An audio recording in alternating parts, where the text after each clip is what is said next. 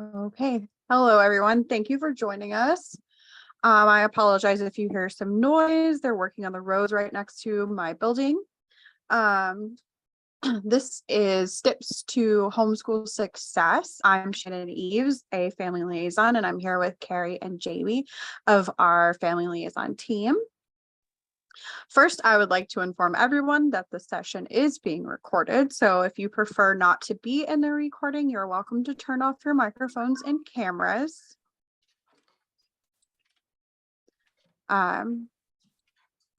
This session is an open forum and all participants are encouraged to ask questions or share their thoughts. Rest assured that the recording will be paused at the end for anybody who wishes to speak or ask questions off of the recording.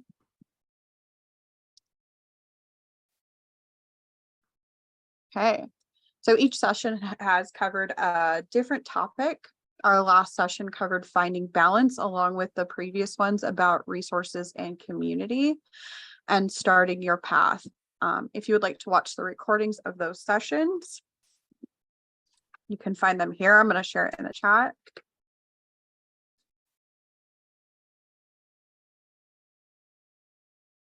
There you go. In this session, we're going to be going over avoiding burnout. This session is shorter so that we can talk at the end if anybody has questions or needs extra support.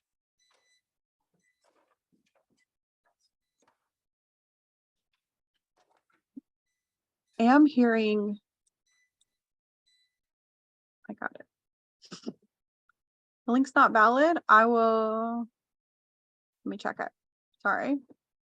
That is weird.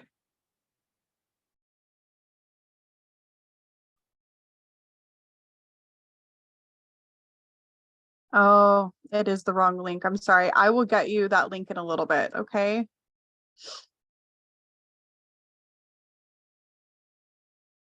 All right. So avoiding burnout. So first things first, burnout happens to everyone.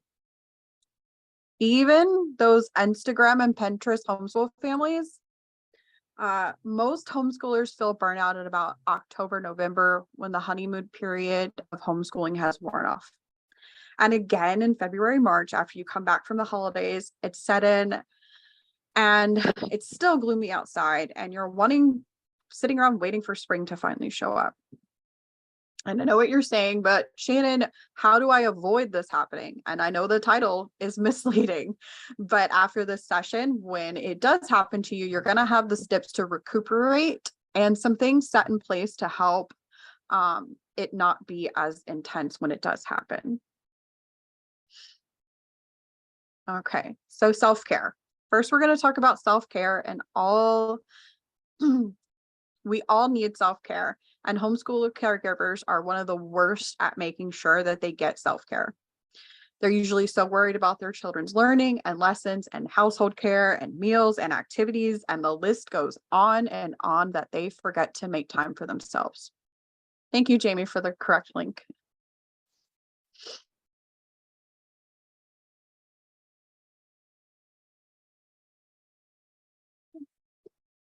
And that's why my first thing is basic care. Make sure you're getting your basic self-care needs met. And I know some will say basic care is not self-care. But if you're having trouble finding time to take care of your basic needs and not just your kids' needs, then for now it's self-care. And then you can build in those other self-care needs. It's almost like when you first had a baby.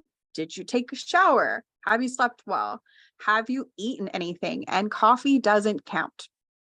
Sometimes we forget ourselves in the hustle of every day. So check in with yourself. Make sure you're getting those basic self-care needs met. And then you can add to your weeks and even days time for yourself. Plan time for yourself. If it's getting up early or staying up a little bit later, if it's sending the kids off to play outside or somewhere else in your house for 15 or 30 minutes, even if you just need to get 5 minutes alone to just breathe, make time for yourself. And I mean it, add it to your planner if you have to. If you don't think you deserve alone time doing something you love for 5 minutes, then you need an hour of alone time, because you need that hour to realize that you need time for yourself.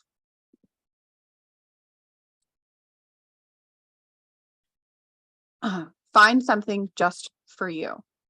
Do you enjoy a hobby, exercise, reading, meditation, hiking, journaling, watching a movie, playing video games? Something you enjoy doing alone, or even if with or even if it's with friends, if that's what fills your cup. And I'm going to suggest this not be something with your immediate family. This is for you. You can plan something with them another time. Do not feel guilty about this. Um, your children have plenty of things that's just for them. It's your turn now. Okay. Daily happiness. Find something that brings you happiness that's for you daily. It can just be like a nice cup of coffee or a tea. Journaling daily, using your favorite pen, reading a book, listening to a podcast, lighting a candle, or some treats tucked away just for you when no one's watching. It can be little, it can be big. Just remember to include something in your day that brings you joy. And rest. You need rest. We all know when you're rested. When you're not rested, you're cranky. And when you're cranky, they're cranky. And I don't just mean sleep, which you do need to make sure that you're getting enough sleep. I mean rest. This is time for you to relax and not stress about the to-do list. Maybe after lunch, it's rest and a nap. Everyone just does something quietly for 30 minutes. Maybe it's after dinner, the kids go outside and play. And you sit inside and have your favorite drink and relax. I also wanted to share a wonderful E3 Parent Summit we had a few years ago about the 4 key dimensions of self-care. It was by Dr. Rhonda Jefferson. I'm going to put it in the chat, the document where you can find that. She has some really great advice, and I think it's highly a must watch. Okay. So now we're going to move on to doing it all.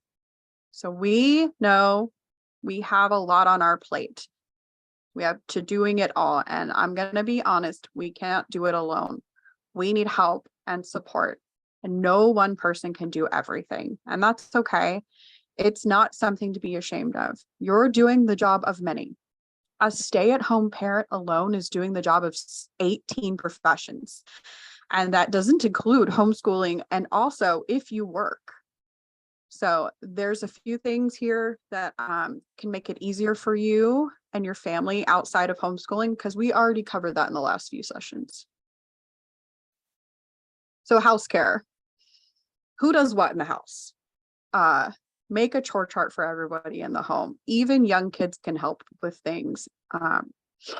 Don't take on the whole house yourself. Even if it's only having each member of the family take one job off your plate, it makes your plate lighter.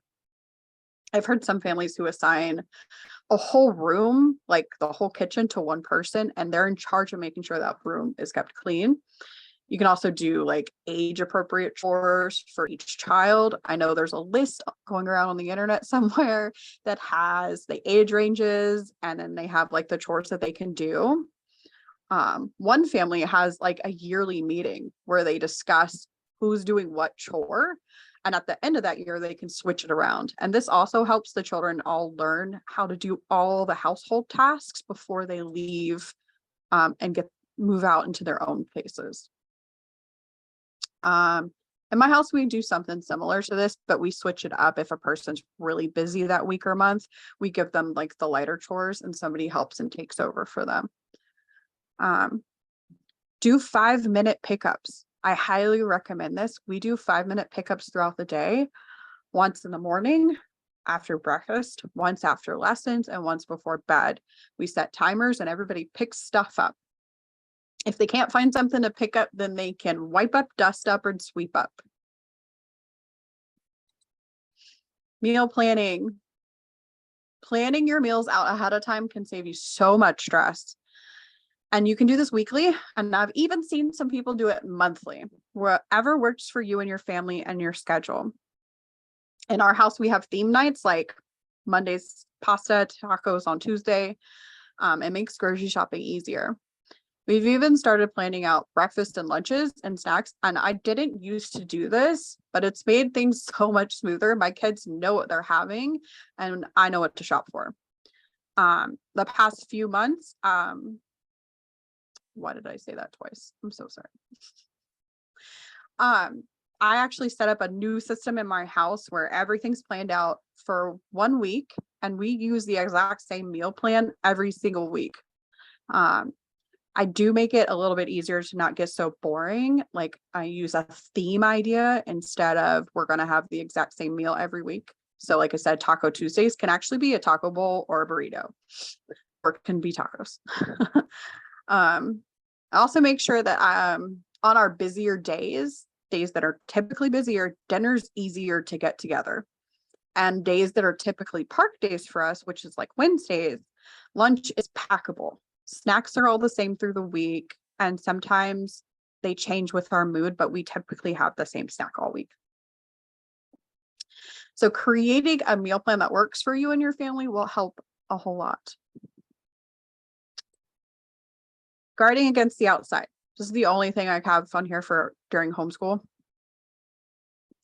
Guard against outside distractions during the school day. Don't answer the phone or the door until the time that you're done for the day. Explain to family and friends that from 9 to 3, you're not answering the phone or the door or whatever time works for you, especially if you have anyone that likes to pop up for random visits, like grandpa.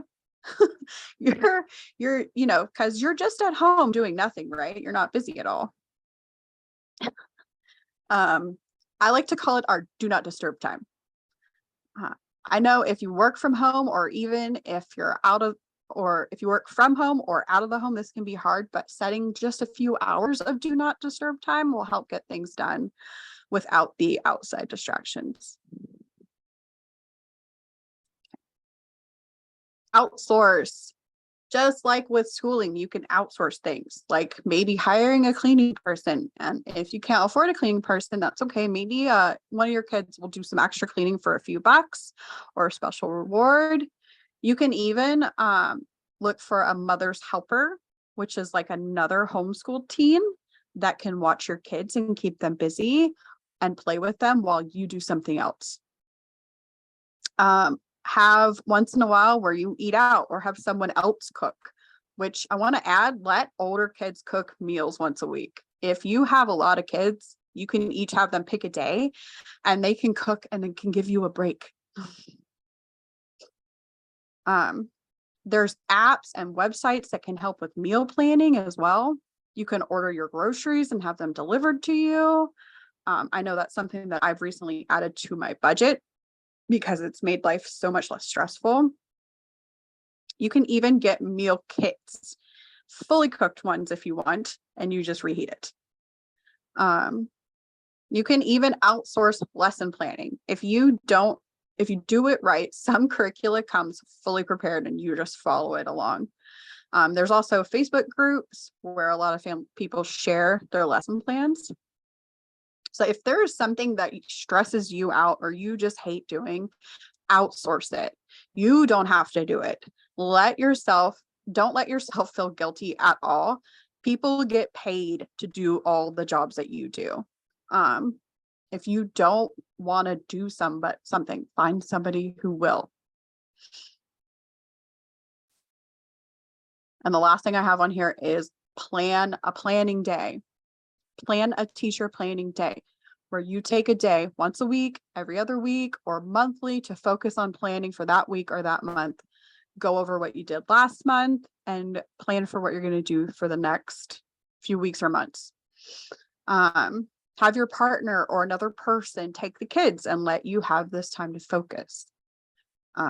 You can plan the homeschool time, the family calendar, meals, whatever helps you with the week or month ahead.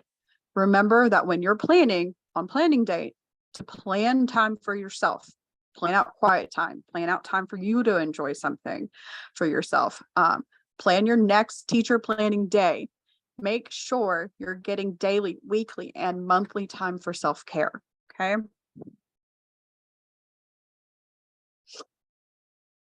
So now we're going to talk about burnout.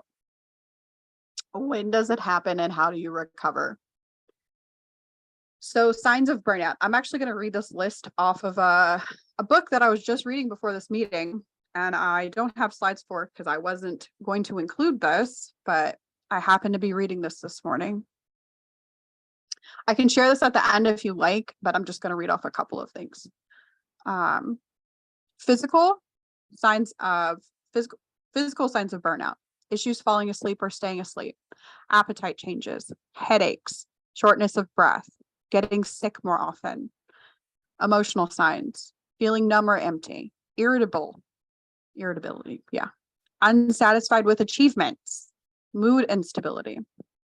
Cognitive signs: reduced performance, brain fog, less productive than usual. Behavioral ones can be social isolation, coping via escapism, like watching too much TV or scrolling the internet, or withdrawing emotionally from friends and family. Those are just a few signs of burnout. So what are some things you can do when you're feeling burnout besides getting some help from another person, which you should? Take a break. If you're hitting burnout, take a break. Take a step back and rest. If you are not going to recover, if you do not take a break, it doesn't have to be a long one, but you need a break. And during this break, once you feel at peace again, evaluate. What have you been doing? Take a step back and look at the past few months. Have you planned too much? Are you trying to do it all? Is everyone really busy right now and there's just not been any downtime? Then after you're done evaluating, simplify. Simplify your schedule for right now. What are your musts? What do you feel your learners have to do? And do only those things for a while you and your family recuperate. And then you can add back in those other things slowly. If you start to feel you're getting close to hitting burnout again, bring it back a step. Maybe the thing you just added is too much right now. You can even get a jump start on this when you come back from school breaks, like in the summer, winter, and spring break. Start with only your must-dos and then add the rest in slowly. Bring in the fun. When you're ready, go out, go on a field trip, plan a park day, play games, do fun science experiments, or visit a museum or a zoo. Include fun things in your homeschool day that learners have to look forward to. Include something also in your homeschool that's fun for you, not just the kids. So if there's like a novel you really want to read and they're not really interested in it, read it.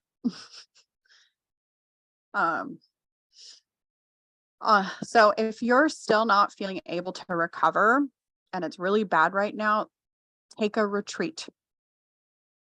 It's okay to feel this way and everybody goes through it. Take some alone time for yourself to rest and recover. And this doesn't have to be away somewhere. You can do this at home. Send the kids to grandparents or have your spouse or somebody take the kids out.